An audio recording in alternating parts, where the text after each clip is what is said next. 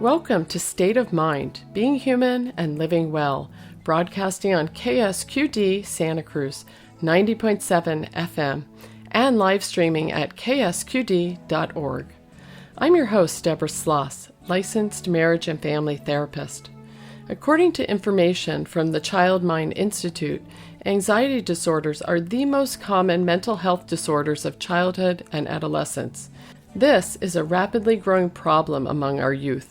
Nearly 1 in 3 adolescents, 32%, will meet criteria for an anxiety disorder by the age of 18. This number represents a steady increase that's been occurring since 2007. Different kinds of anxiety affect young people at different times in development. Phobias and separation anxiety affect primarily young children, while social anxiety develops later as peer relationships become more important.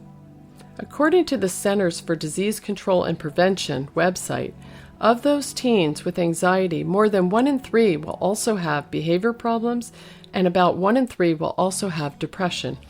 This is part 1 of our 2-episode series on teens and anxiety. Today we'll be discussing the experience of teens with anxiety, and next month we'll be focused on parenting teens with anxiety.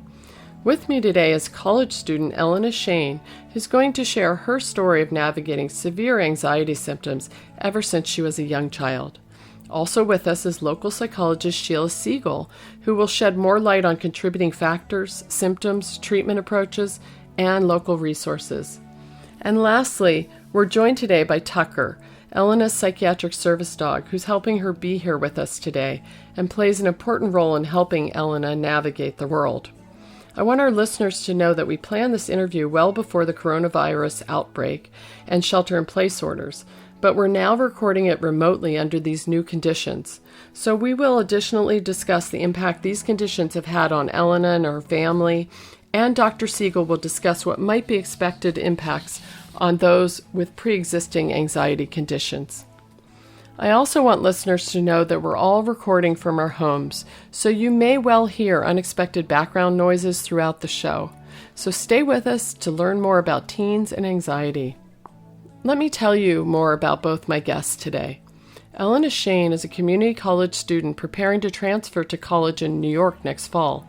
She's struggled with anxiety for as long as she can remember, and at age 10, her symptoms became severe and were manifesting in behavior problems that caused safety issues for her and her family.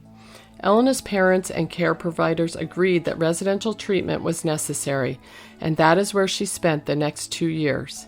Equipped with what she learned there, Elena returned home, considerably more able to work with her family and school to find ways to navigate her life and succeed in her endeavors, and has since found solace in finding creative solutions and pathways in her life. Getting and training her service dog, Tucker, has expanded and improved her ability to be out in the world with more ease, and Elena now takes every opportunity to work with Tucker to educate others about mental health and connect with students with similar situations. Also with me today is Dr. Sheila Siegel, a licensed clinical psychologist in Santa Cruz, California. She's been in private practice here in our community for over 20 years, specializing in working with teens, young adults, and families. Sheila focuses on a strengths-based approach to support clients with building their resilience in order to optimize their lives. Sheila has also been on the faculty of several psychology graduate programs, as well as a guest lecturer for undergraduate students at the University of California at Santa Cruz. Sheila integrates a variety of therapeutic modalities such as cognitive behavioral therapy, family therapy, and solution-focused therapy. Sheila collaborates with her clients and their support systems to help them gain traction to make progress toward their goals. Welcome. Thank you. So glad you're both here with me today. And I'm really excited that we're going to be talking about this topic because it is, I think, ever present in so many people's lives. So Sheila, you're here to talk with us more about what are these conditions we refer to as anxiety. Could you start by talking about what this thing called anxiety is and like what conditions fall within that diagnostic category? Sure. Anxiety disorders develop from a complex set of risk factors, including things like genetics, family history, our brain chemistry, our temperament. Some people think of that as personality, our social models, life stressors, or even traumas. So there are a number of forms of anxiety disorders, and most of them fall into about 6 diagnostic categories. So just briefly, I'll touch Hmm. on those. Okay. Yeah. The first is called generalized anxiety disorder, which is essentially feeling anxious without really clear triggering events to a point that it interferes with our daily activities. And symptoms include things like constant worry, restlessness, and trouble with concentration. Another form of an anxiety disorder is called obsessive compulsive disorder. And that's when we have excessive thoughts, which are often referred to as obsessions. And those can then lead to repetitive behaviors, which are referred to as compulsions. So OCD also often centers on themes like fear of germs or a need to arrange objects in a particular way. And a third anxiety disorder is panic disorder. This is a type of anxiety disorder that causes panic attacks, which are sudden feelings of terror when there's actually no immediate danger. When people have a panic attack, they might feel very out of control with a lot of physical symptoms like a rapid heart rate, sped up breathing to the point of hyperventilating, sweating, numbness, tingling, a feeling of not even being in reality or feeling super detached from yourself, and a real need to just run away from something that it feels like could be happening at any moment. And the other thing about panic attacks is that they can occur unexpectedly, even during a calm state, as well as during an anxious state. A fourth anxiety disorder category is post traumatic stress disorder. And that's a condition that is typically triggered by a terrifying event or a trauma, either by personally experiencing that or even watching something happen. So those symptoms can include things like flashbacks or difficulty sleeping, nightmares, intrusive and really scary thoughts about the event. And there can be ongoing triggers from post-traumatic stress disorder that can bring back memories of the event over months and even years. A fifth area is called social phobia. And this is a form of anxiety in which everyday social interactions can actually cause a fear of being judged or a worry about potential embarrassment or humiliation, and often a worry about potentially offending someone. And all of those worries can then trigger the person suffering to avoid social interactions or even the potential for a social interaction. Hmm. And then lastly, we have a category of just kind of other kinds of phobias. Basically, phobias are a type of anxiety that are defined by an excessive fear of an object or a situation. Our most common action phobia is public speaking, which I can appreciate as I'm taking my deep breaths right now. Yes. Or a fear of leaving one's home, agoraphobia, heights, snakes, spiders, a fear of vomiting, a fear of enclosed spaces. The real common denominator here, though, with phobias is that it's anxiety that's driving our need for control over what seems uncontrollable. And because of that, we want to then avoid it. That's a great description. And then there always tends to be those things that don't fit neatly, right, into Mhm. one or any of those categories. I was thinking particularly when you were talking about the post-traumatic stress, for example, sometimes people will have um, lots of small events that add up. Do you want to talk at all about that and leads to something that looks like PTSD but may not actually meet that criteria? Sure, and that can be referred to even as like an acute stress disorder, and it can be a consequence, absolutely, of cumulative stressors. Hmm. And so part of what we look for then is to understand the precipitating events and to take a look at patterns of reaction, patterns of behavior. Wonderful. Mhm. Thank you so much. So, I would say that most high school and college students would say they're really stressed out at any given time, right? So, can you say, like, well, what's the difference between something that would be like a clinical anxiety disorder and periodically being stressed out by a situation? Sure. I mean, for all of us, anxiety actually does act as a useful and protective emotion, right? It gets our attention that there's something that we need to be concerned about or thoughtful of. Anxiety, though, becomes problematic when it occurs in the absence of a threat or when the reaction that we have is way out of proportion to the threat involved. So, in the case of our high school student, that person is someone who may be very capable and has studied a lot for a very minor quiz, but yet they find themselves in the high school bathroom having a severe panic attack prior to that quiz. Hmm. Thank you. That's a great example. And how common would you say, having these more serious kind of symptoms of anxiety is among our youth? Well, gosh, there are a variety of symptoms, often unique to each person. And what it comes down to more than anything is having that stress reaction that's out of proportion to the impact of the event.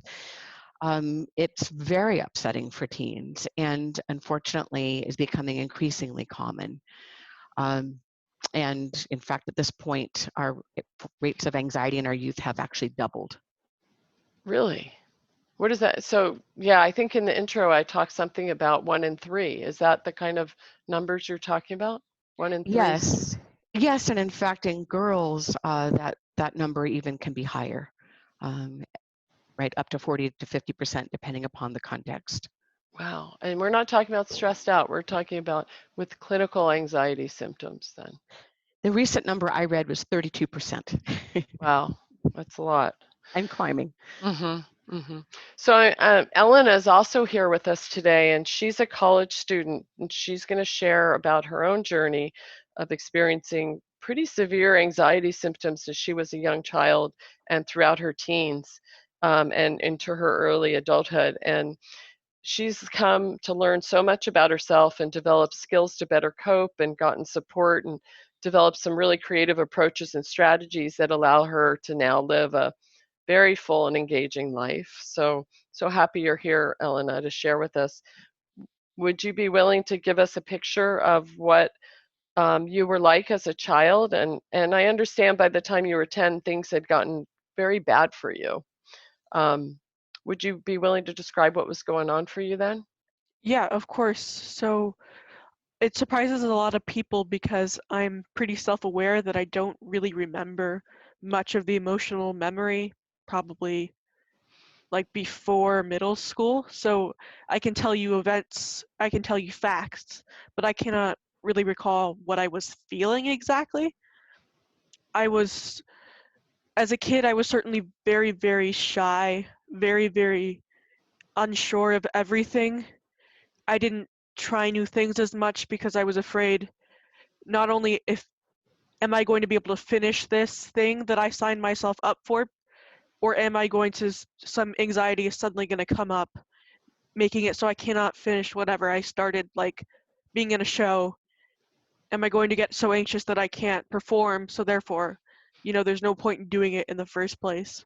So it was that kind of anxiety, and then a lot of just in social situations, not really talking much at all, and just being so overwhelmed that I just kind of went inward and shut down for just a lot of the time that I was walking around. Hmm.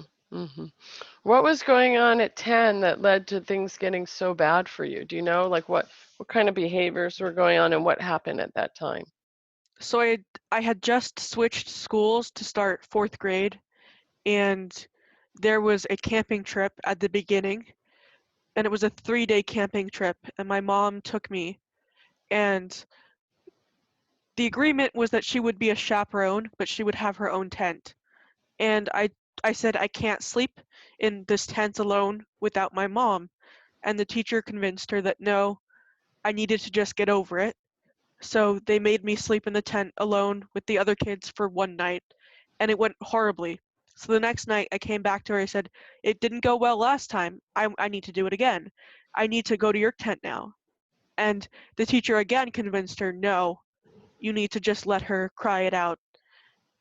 And that was, I think I was already going downhill at that point, but that was a really traumatic event for me. And what my mom says is that she realizes that she should have listened to me and that she knows that I know myself.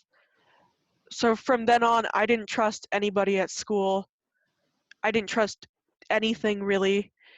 And my anxiety had already been pretty bad before, so it was just completely downhill, violent behavior, regressive behavior. I talked like a baby. I played with baby toys. I could not go to school. Homeschool didn't work. Therapy 3 times a week didn't work. It was just, nothing was working.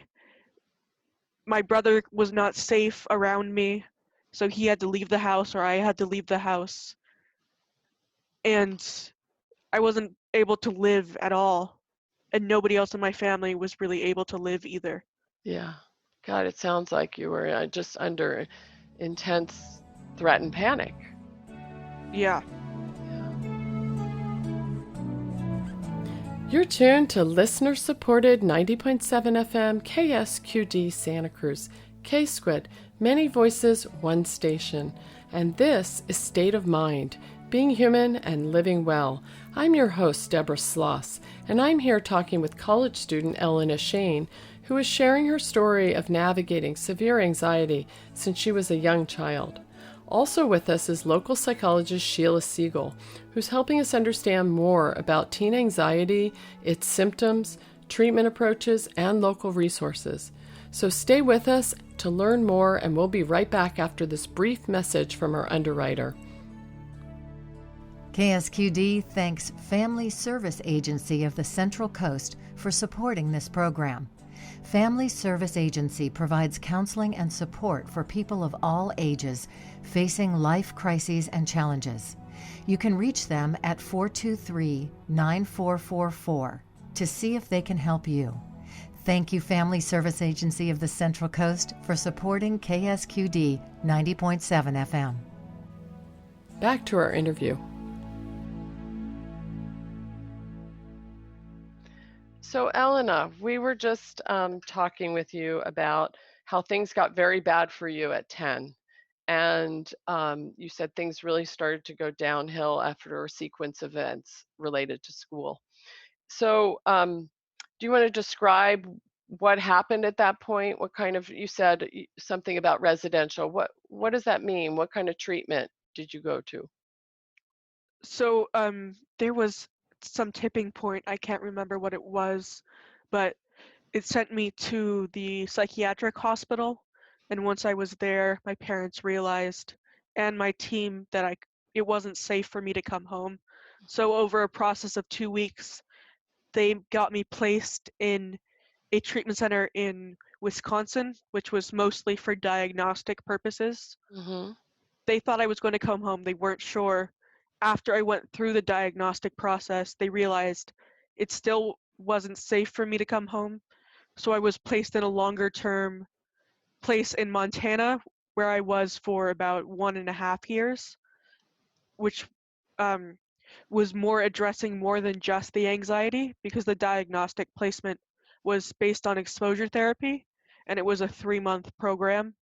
And I zoomed through that, but even after I got through that, there were still so many issues Mm-hmm. that needed to be addressed. Mm-hmm. Did you find that helpful? I don't have much memory of the exposure therapy part of it. I wasn't as close with people there. I think it wasn't bad. Mm-hmm. Mm-hmm. And I I guess. certainly still use exposure therapy, but the longer term residential place, I'm still very close with everybody there. So that part you Yeah. found really helpful. Yeah. Do you want to say what aspects of it a little bit might have been helpful to you? They set it up in a way that it was like a family. So the staff were like kind of your adopted parents, and it was all about forming trusting relationships, and then we would work on from there. But I was able to form really, really close relationships with some of the staff members. There was one guy, we just hung out all the time, and everybody was just really, and then they worked with the family as a whole too. which was really nice, so that by the time it was all over, the entire family had skills, and the entire family knew not only they could change their behaviors, but they knew how to work with me, I knew how to work with them, and it strengthened the family relationship so that it was could become more successful when I got home, even if there were still things that came up, which of course there were. Right. So it didn't totally resolve everything, but you definitely sounds like you and your family were all more resourced when you came home. Yes. Yeah. Yeah. Well, the last thing I want to ask you about before we turn to Sheila is just if you could just describe a little bit about how your anxiety symptoms. So you were talking about what it looked like when you were a child, right? Hmm. And then you came back a couple years later after your treatment.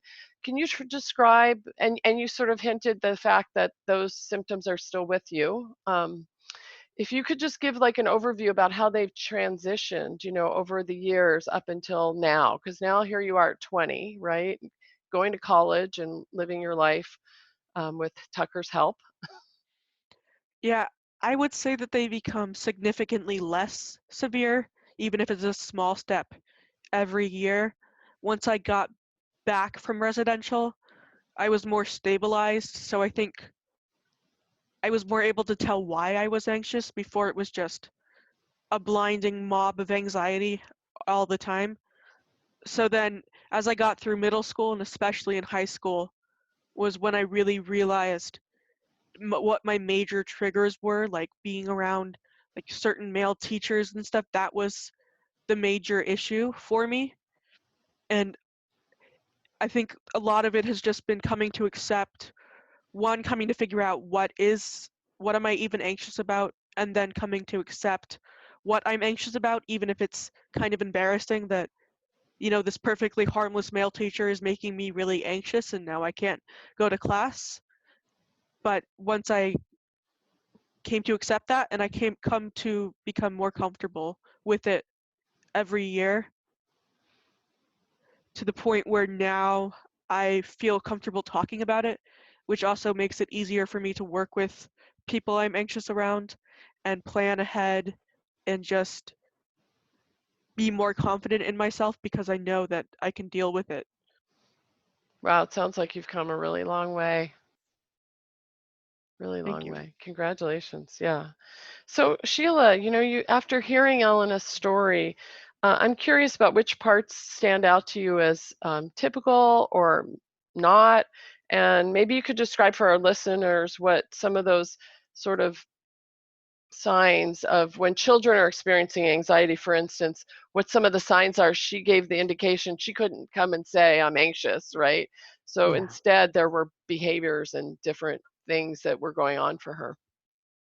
Sure. Well, first, Ellen, I would like to acknowledge what a phenomenal job you and your family have done in addressing anxiety. And I just am so inspired by your hard work and your ongoing bravery, really. I think it's just wonderful.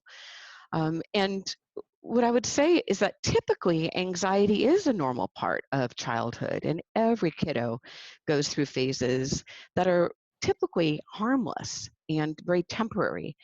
That kids who suffer from an anxiety disorder actually experience fear and nervousness, shyness to a point that it gets them to avoid places and activities.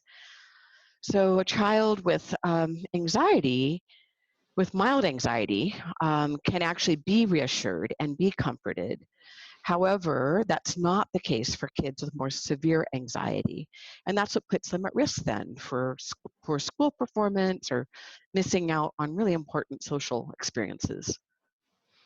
Yeah.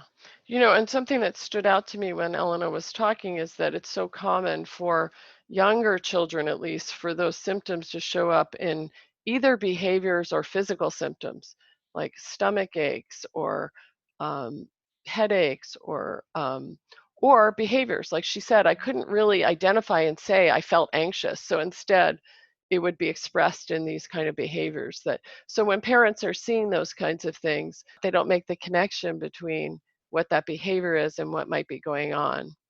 For some kid that maybe is a little bit slightly Hmm. fearful, pushing them to stay in the tent and having them have a successful experience would make sense. But for a child who's experiencing something more severe, Sheila, do you want to say anything about that? Yeah, well, there's certainly that can be so hard to assess, and when it is more severe, there's a real need for a graduated kind of exposure to the source of anxiety, and a real need for teaching that child some ways of being able to calm themselves so that they have a resource to use when they are bravely leaning into that increased challenge.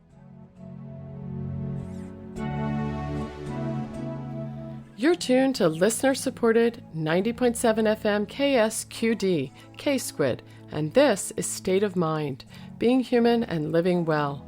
We're also live streaming over the web at ksqd.org. I'm your host, Deborah Sloss, and I'm here talking with guest Elena Shane, a college student who is sharing her story of navigating severe anxiety as a young child and teenager. Also with us is local psychologist Sheila Siegel, who's helping us understand more about teen anxiety, symptoms, treatment approaches, and local resources.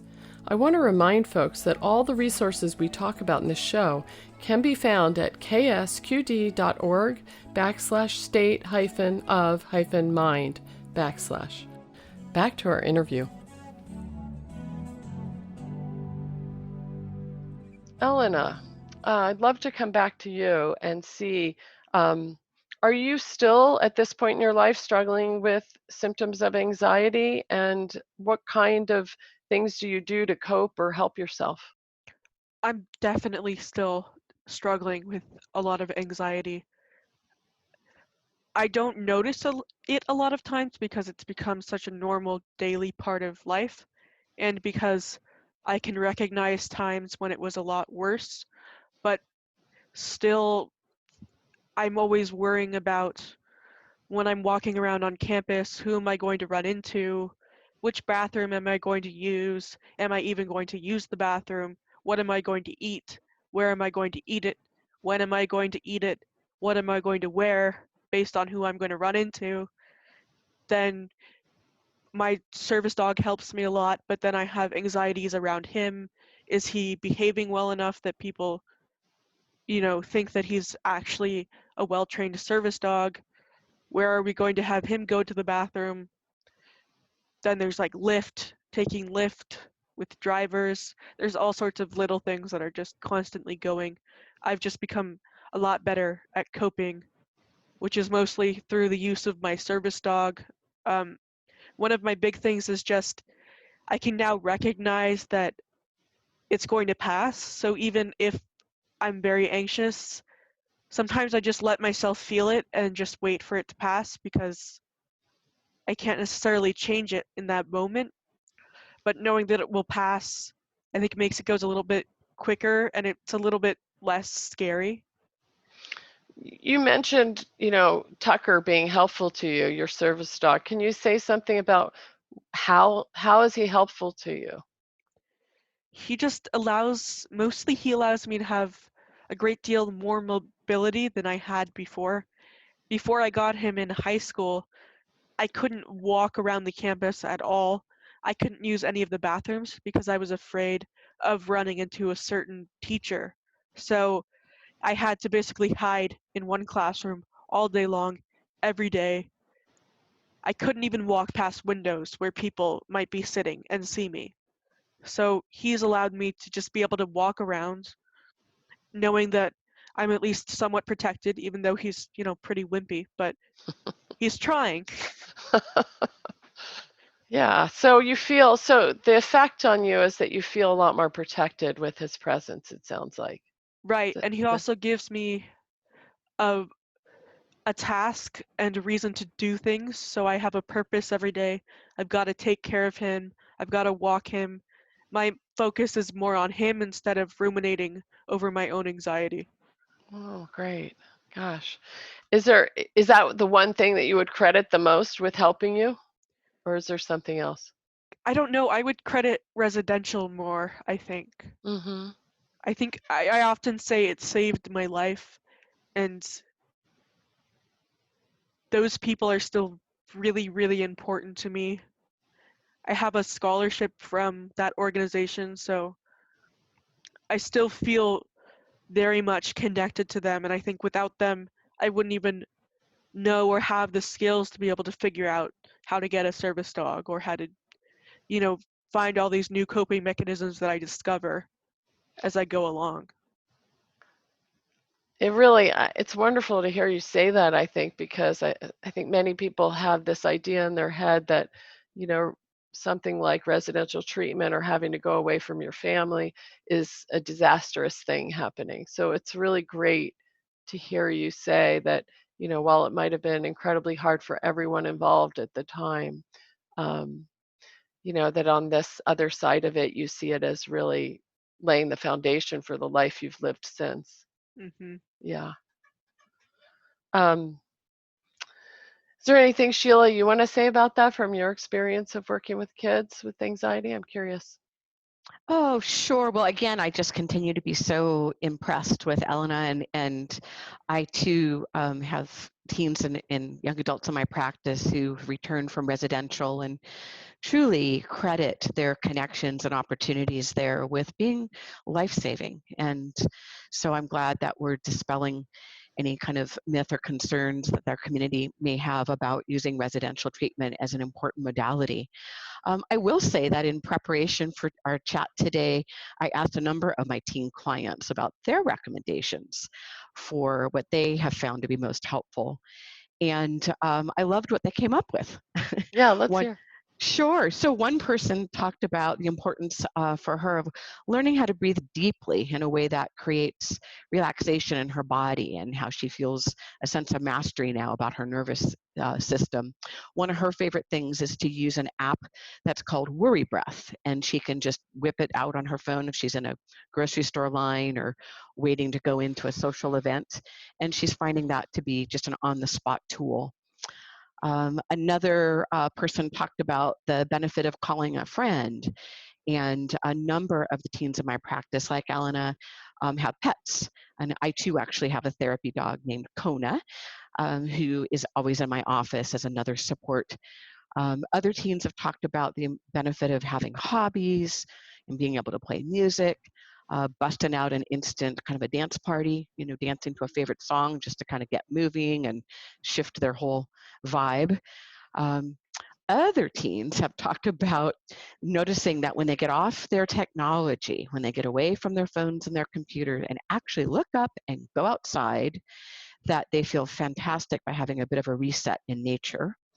Um, and a number of teens in my practice who struggle with social phobia emphasize the benefit of signing up for structured sorts of activities, like joining a school club or a team sport. One of my teen clients shocked her whole family when she signed up for cheerleading. And everyone was stunned that she did that. But she said actually it made complete sense for her, because she had a reason then to be out there moving and learning moves, and it made it very easy to relate with her peers. And then two other things I'll just mention that came up with every single teen in my practice. One is the power of eating healthfully by maintaining their blood sugar levels. And then secondly, cutting out substances like caffeine and nicotine, vaping. We work on vaping a lot, and other drugs. So I want to come back to you, Elena. What, if anything, have made things harder for you along the way? I think, I mean, I certainly get in my own way a lot. I certainly dragged my feet for a long time at residential. If you asked them, they could say, like, the first 2 months I was a robot and then suddenly they put me in a show and they're like, she talks? Really? We didn't know that. But I think that's all part of my process, and it helps me to learn better. I think the bigger issue for me is that I don't give myself enough credit, and I don't recognize the challenges that I'm going through, because I know so many people that have been through a lot worse, or who are struggling with things that I see as more difficult currently. So I think I don't have any problems. I have no reason to feel sorry for myself, or I have no reason to reach out and get these resources that could go to other people that might need them more. I struggle like with having a service dog. I know I need a service dog. I know that he has tasks that he performs that really, really help me. But then I think, but I'm not those other people that maybe could use a service dog more, so why should I be able to have a service dog? So it's a lot of things like that, getting in my own way and selling myself short so that I can't actually recognize how far I've come. Wow.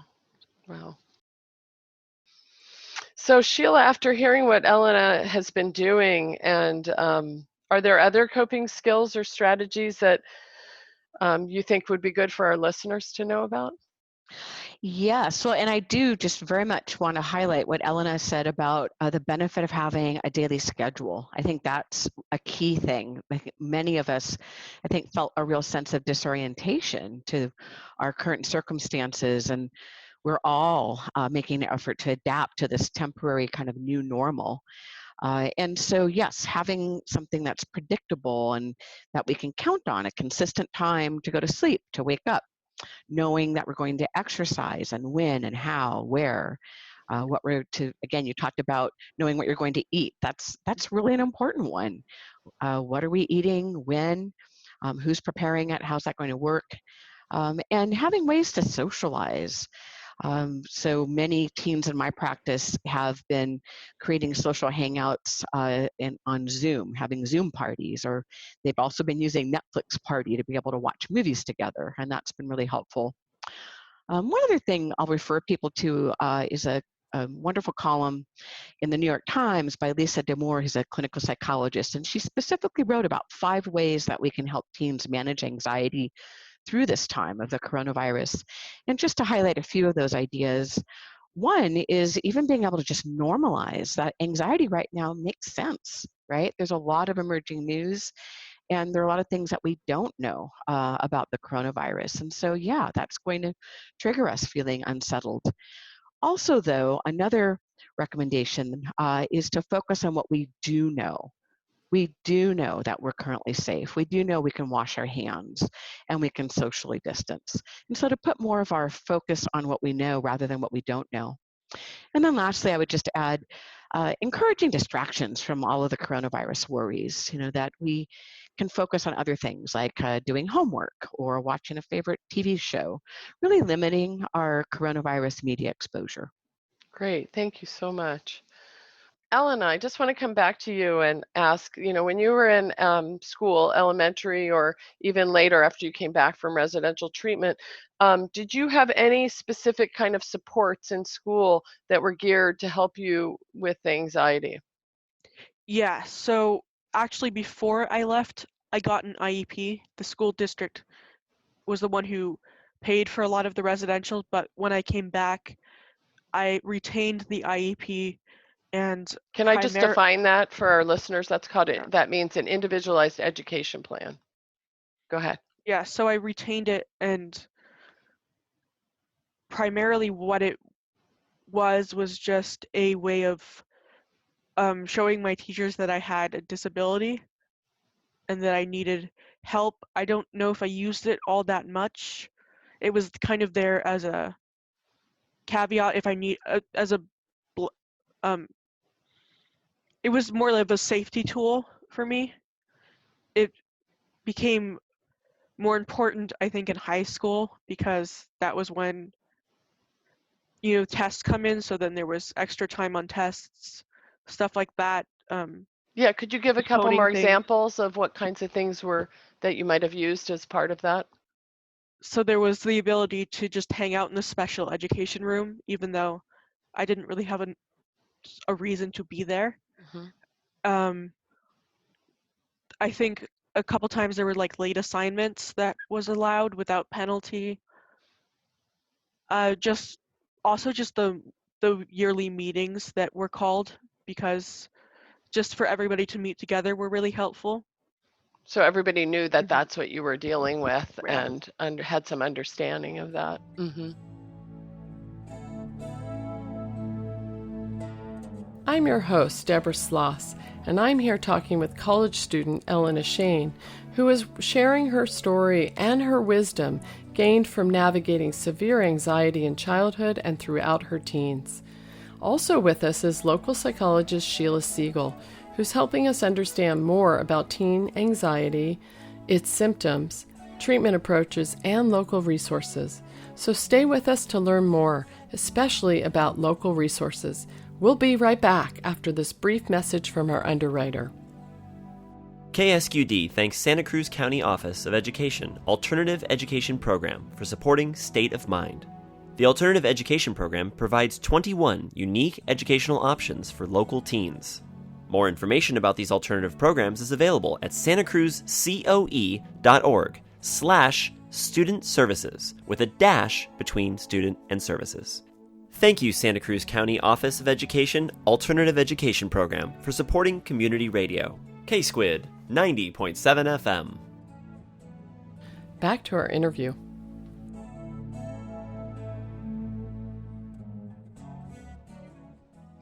So Sheila, I want to come back to you. Elena was talking about having some supports in school, and I'm wondering if you could just briefly talk about what kinds of academic supports are available for students who might be experiencing anxiety. Sure, there are a variety of ways in which we can make education more accessible. So there's the individualized education plan that Elena referenced, which is an actual capacity to modify either the way in which school curriculum is delivered or even how a student would access that curriculum. And then there's also a 504, which is actually more of accommodating within just the existing classroom environment. The key here, though, is regardless of the actual kind of legal structure of it, things like Elena mentioned, being able to go to a quiet space, a different environment to regroup, being able to have extra time even for tests. Another accommodation I often recommend is for students not to be randomly called upon, but to actually choose when they're going to raise their hand. And it can also be enormously helpful to get a copy of teacher notes, because it's hard to keep up with what the lecturer is saying when there's so much going on internally. So those are just a few examples. So there is one area I realize we haven't touched on yet, and I'd like to ask you about, Elena, and that is, have you used medication support, and has that made a difference for you? Yeah, I've definitely been on medications for a long time, so I don't necessarily remember what it would be like to not have them. I think they are very helpful, and what I will say is that it helps a lot because I know that my team and my psychiatrist know me very, very well, and we check in frequently even if there's no issues going on.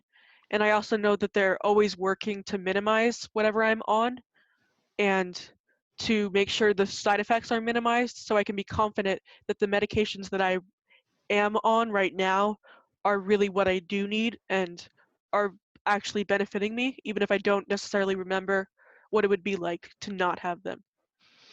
So, that makes me want to ask you, because not everyone says they have a good working relationship with their psychiatrist like that. What would you say, what have you done to help create a relationship like that with your psychiatrist?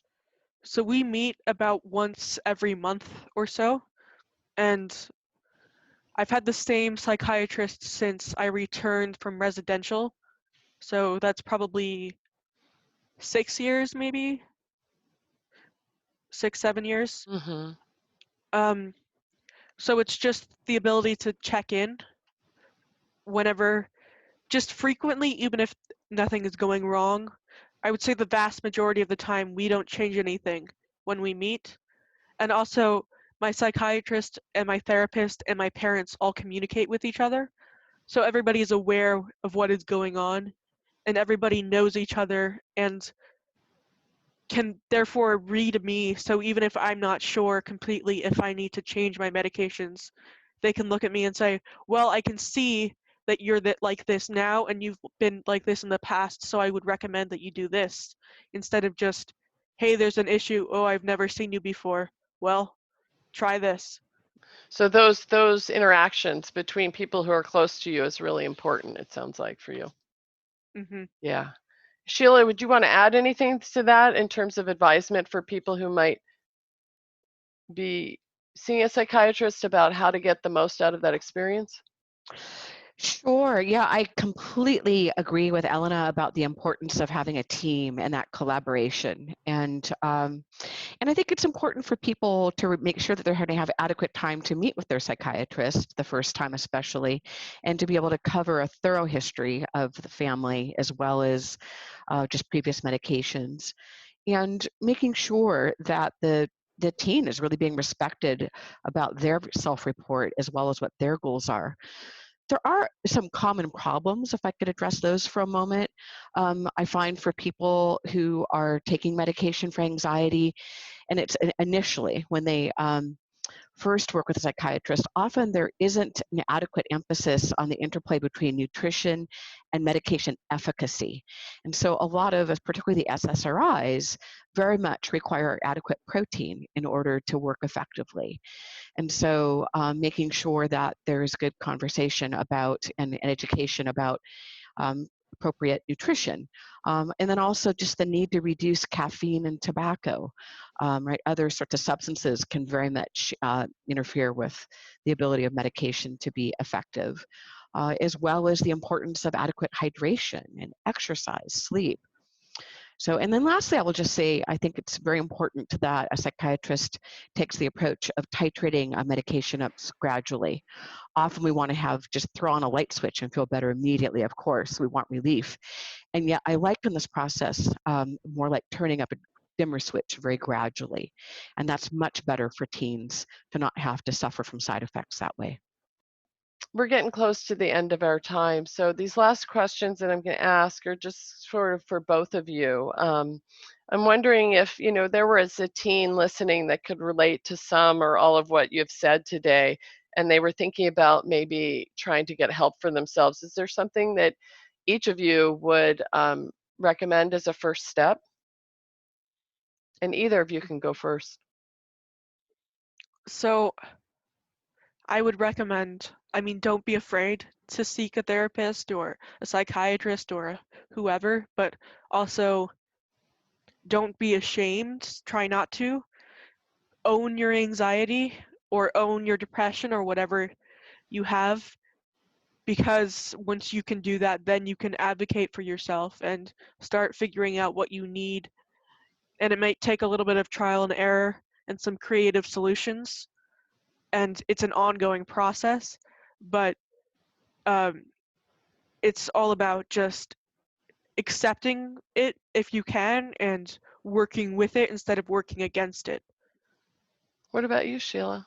I 100% agree. I think the big thing is to know that you're very much worthy of being supported, and that you're not, odd, or it's not that you're being dramatic or that you're over exaggerating, in a cry for help. That what's happening is real, and to trust your experience and express your feelings to someone, anyone. It could be a friend, a school counselor, talk to your parents, talk to your healthcare provider. But the key, I really agree with Elena, that it's about knowing that you really deserve to benefit from support, to be able to use anxiety as a resource ultimately, rather than having it have to be a disability. Yeah, and I think something that you mentioned earlier, Elena, is that way that people think, well, it's not bad enough to get help. I think it's really important for people to know that it doesn't need to be really bad for them to get help. In fact, if they get some help, it might not get that bad. Right. Yeah. So also, I'm just wondering if there are any last resources that we have not talked about that you might want to be sure that our listeners know about. And I will remind people that all of the resources can be found on our website, and that can be found at ksqd.org/state-of-mind/. Is there any last ones you want to mention? So I have, because we all have to travel at some point, obviously not now, but when it comes back, we use TSA Cares in my family, which is pretty good for anxiety because it helps you whip through security which is the worst for me, but you can also get escorted around other places. And you can find that at tsa.gov/travel/passenger dash support. And then also my service dog trainer, who, even though he doesn't live here currently, his daughter does. And he's just a really good resource because he's very knowledgeable on the subject and he can direct you in the right direction. And you can find him at Martin with a Y, caninebehavior.com. Great. And I just want to go back when you're talking about TSA Cares, that's for airline travel. Yes. Right, yeah, to help airline people travel. navigate airline travel.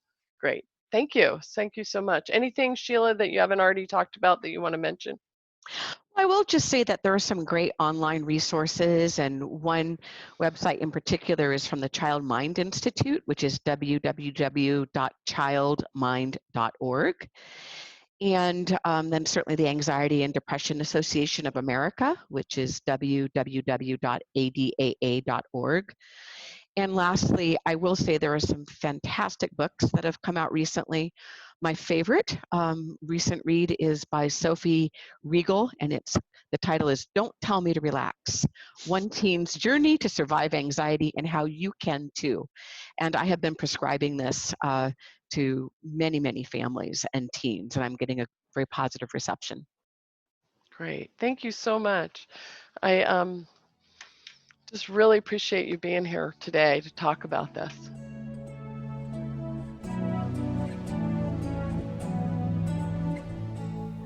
Our In Your Voice segments give you a chance to share a piece of your story in your own voice. You can comment on a previous show, ask a question for an upcoming show, share how you coped with a mental health challenge, or share a resource. This is how it works. You just give us a call at 831-824-4324 and leave a 1 to 3 minute message with your name and your comments or questions. Or you can record a short audio file on your phone and email that in to us. Some of the upcoming show topics are parenting teens with anxiety, the role forgiveness plays in mental health, and Santa Cruz County Mental Health Crisis Services. Your voice may just become part of one of our future shows. And now, for today's In Your Voice segment, we heard from Enrique, a local college student who's been living with severe anxiety for many years.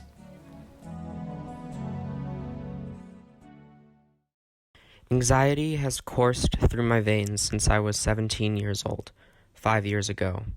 The specific anxiety condition that I suffer from is called depersonalization disorder.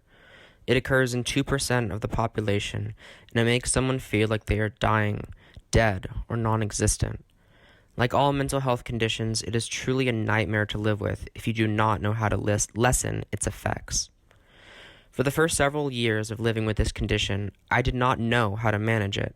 I would constantly ask for reassurance from others, telling me that I was alive. I would scratch myself until I would almost bleed in hopes of feeling like I was alive and present. Furthermore, I had dozens, if not hundreds, of panic attacks over the course of this period.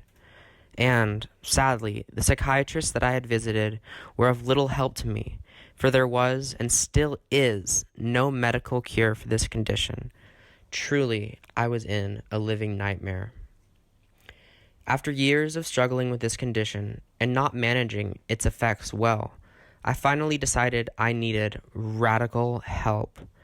I sought out numerous therapists, and one of them was a true miracle worker. She suggested various forms of treatment for this condition, one of which was meditation. Another one was to face my fear that I might be dead. I complied with both of them. For the essay, they told me to write a piece that explained how I felt like I was dead, and how I might feel this way forever. Their main objective was to make me fully come to terms with the fact that I may be alive or I may be dead. To be uncertain, that was the key. I had to face my condition head on and not be afraid of it. And it worked.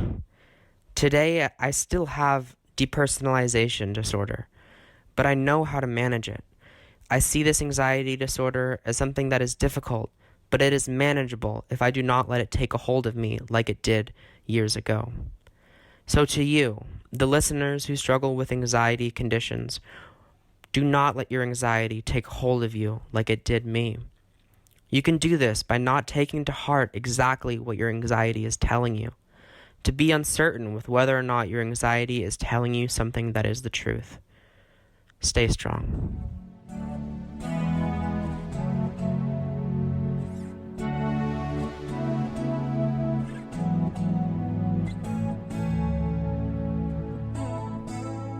I'm your host, Deborah Sloss, and I want to say thank you again to my guests today, Elena Shane and Dr. Sheila Siegel, and to Tucker, Elena's psychiatric service dog.